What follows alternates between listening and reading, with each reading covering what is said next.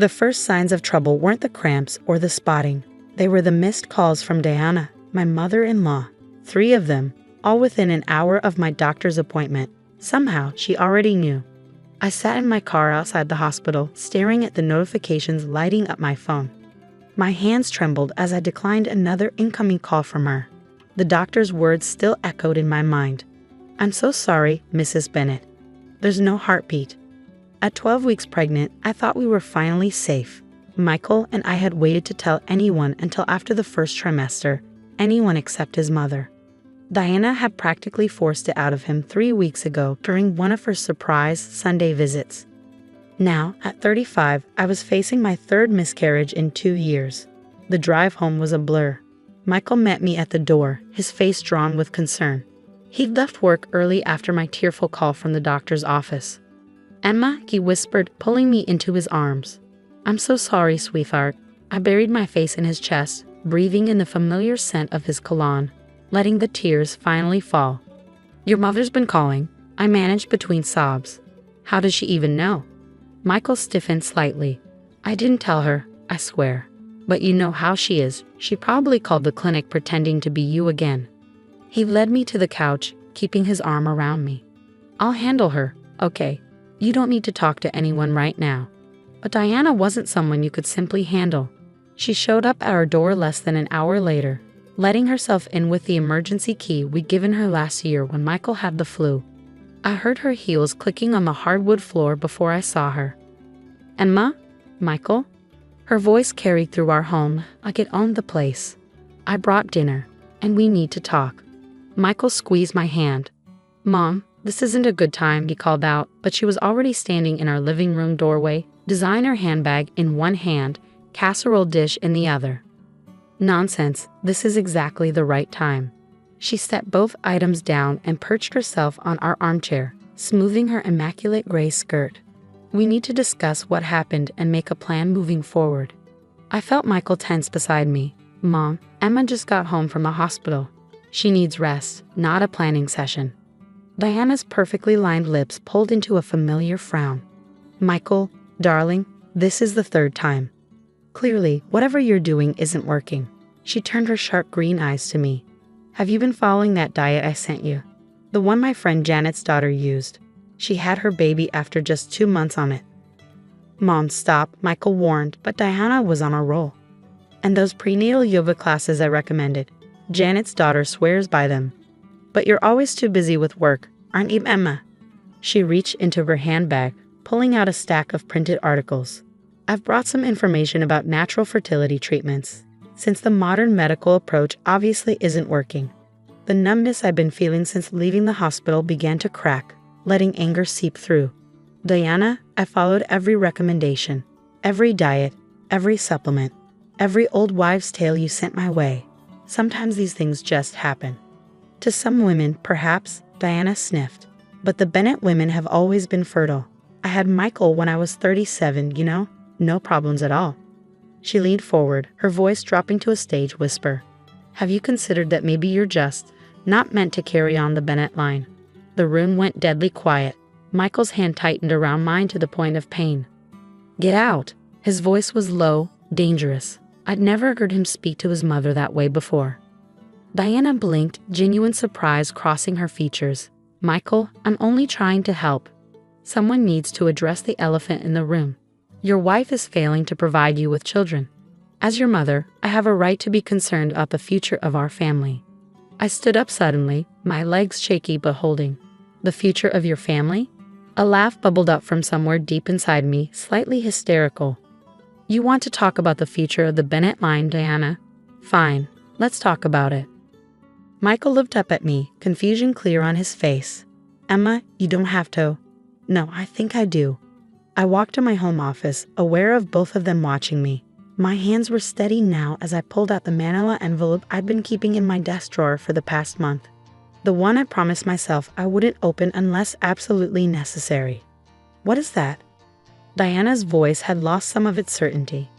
I returned to the living room, clutching the envelope like a shield. 3 weeks ago, when you insisted on knowing about the pregnancy, I started doing some research. Real research, not your friend Janet's Facebook articles. I pulled out the first document, I requested copies of Michael's childhood medical records. Diana went very still. You had no right. I had every right. I cut her off.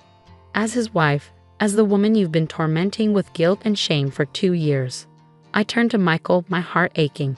Honey, did you know you had mumps when you were 12? Michael frowned. Yeah, I remember being sick for a while. Why does that matter? Because I continued, my eyes locked on Diana's increasingly pale face. According to these records, you developed complications. Bilateral orchitis. Your doctor at the time strongly recommended follow-up testing due to the potential impact on future fertility. But those tests were never done. Care to explain why, Diana? Diana's perfectly manicured hands gripped her handbag so tightly her knuckles turned white. Those records are ancient history. They're probably not even accurate. They're accurate, I interrupted, pulling out more papers. I cross-referenced them with the hospital's archives. You were specifically warned about the risks. The doctor wrote multiple notes about scheduling follow-up appointments, but you never took Michael back. Why? Michael stood up slowly, his face a mask of confusion. Mom, what's Emma talking about? Diana's composure cracked slightly. It wasn't. I didn't. For the first time in our 7 years of knowing each other, I watched my mother-in-law struggle for words. You were just a child. I didn't want you going through invasive tests, and you were fine. Fine? My voice rose despite my attempts to stay calm. You didn't want him going through tests, but you had no problem letting him go through life not knowing about a medical condition that could affect his future. Letting me go through multiple miscarriages while you blamed my diet, my work schedule, my stress levels. I was protecting him. Diana shot back, rising to her feet. Do you know what it's like raising a son alone? Every decision I made was to protect him. Protect me from what? Michael's quiet question cut through the tension like a knife. Mom, what exactly were you protecting me from? Diana's face crumpled. From feeling different. From feeling less than. She sank back into the armchair, suddenly looking every one of her 63 years. After your father left, I promised myself you would never feel inadequate. Never question your worth as a man. So instead, I said, my voice trembling with barely contained rage, you let me question my worth as a woman? Let me blame myself for every lost pregnancy? Let me think I was failing your son? Michael took the medical records from my hands, reading them carefully. His face grew darker with each page. All this time, he whispered. All those appointments with Emma's doctors, all the tests she went through, you knew there might be an issue on my side. I didn't know for certain, Diana protested weakly. And you seemed so happy with Emma. I didn't want to bring up ancient medical history. Ancient medical history? Michael's voice cracked. Mom, Emma and I have been trying to have a baby for 2 years. We've spent thousands on fertility treatments. She's gone through 3 miscarriages. And all this time, you've been sending her diet plans and yoga tutorials. Tears spilled down Diana's cheeks, smearing her perfect makeup. I thought if she just tried hard enough. If I tried hard enough. I laughed bitterly. Do you know what it's like, Diana, carrying that guilt? Thinking your body is betraying you, failing the person you love most in the world? Do you know how many nights I've spent crying, wondering what I did wrong? I never meet, Diana began, but Michael cut her off. Stop, Mom, just stop. He ran a hand through his hair, a gesture I recognized from whenever he was deeply upset. You didn't mean to hurt anyone. You've been watching Emma torture herself for years, watching her blame herself, all while sitting on information that could have helped us understand what was happening. Diana stood up again, reaching for Michael. Darling, please. Everything I did was because I love you. Love. I couldn't hold back anymore. Love isn't controlling your adult son's medical information. Love isn't watching your daughter-in-law suffer through multiple miscarriages while hiding crucial facts about her husband's health history. Love isn't showing up hours after I lost another baby to criticize my lifestyle choices. The room fell silent except for Diana's quiet sobs. Michael walked to the window, his back to both of us, shoulders rigid with tension. When he finally turned around, his eyes were red. Mom, he said softly, I need you to leave. Michael, please. Now, his voice was firm. I can't even look at you right now. All these years, all these lies. He shook his head. Just go. Diana gathered her things with shaking hands, mascara tracks staining her cheeks. At the living room doorway, she paused. "I only wanted what was best for you," she whispered. "What was best for me?" Michael's laugh was hollow. Was it best for me not to know about my own health? Was it best for Emma to blame herself for something that might not have been her fault at all?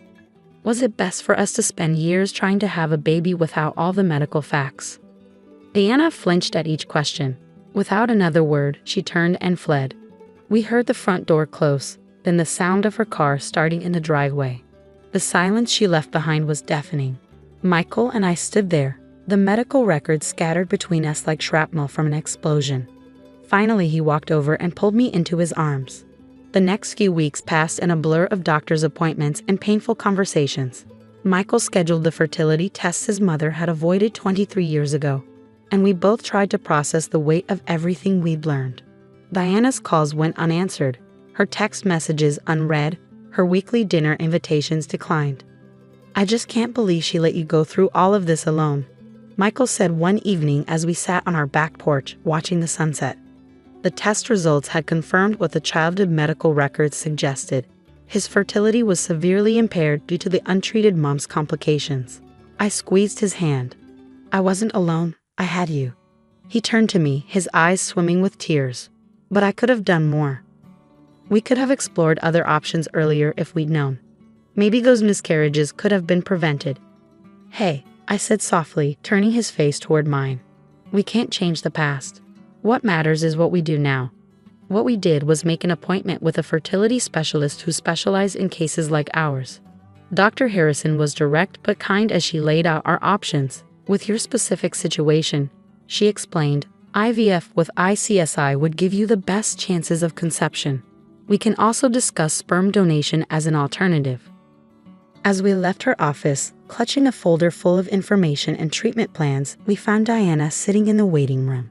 She looked smaller somehow, without her usual perfect makeup and designer clothes. "Mom?" Michael stopped short. "What are you doing here?" Diana stood, wringing her hands nervously. "The receptionist. She's an old friend. She let me know you had an appointment today." She took a hesitant step forward.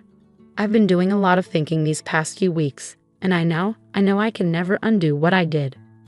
I felt Michael tense beside me, but before he could speak, Diana continued. "I was wrong, so terribly wrong." Her voice cracked. "I told myself I was protecting you, Michael, but really, I was protecting myself. From my own fears, my own failures as a mother." She turned to me. "And Emma, what I did to you, watching you suffer, blaming you. It was cruel, unforgivably cruel." "Yes," I said quietly, "it was." Diana nodded, tears spilling down her cheeks. "I understand if you never want to see me again. But first," she opened her purse and pulled out an envelope. "This is for you, both of you." Michael took the envelope cautiously. Inside was a cashier's check that made both our eyes widen. "It's my savings," Diana explained. "I've been putting money aside for years, telling myself it was for my retirement. But this is what it should be used for. Your treatment, whatever you decide to do. It won't make up for everything, but maybe it can help you build your future." I stared at the check, then at my mother-in-law. The woman who had criticized my every move for 7 years was now standing before us, stripped of her armor of perfectionism and control, offering us not just money, but a chance at the family we dreamed of. "Mom," Michael's voice was rough with emotion, "we can't take your retirement money." "Please," he whispered, "let me do this one thing right." I looked at Michael, seeing the conflict in his eyes. Then I did something that surprised all of us. I stepped forward and hugged Diana.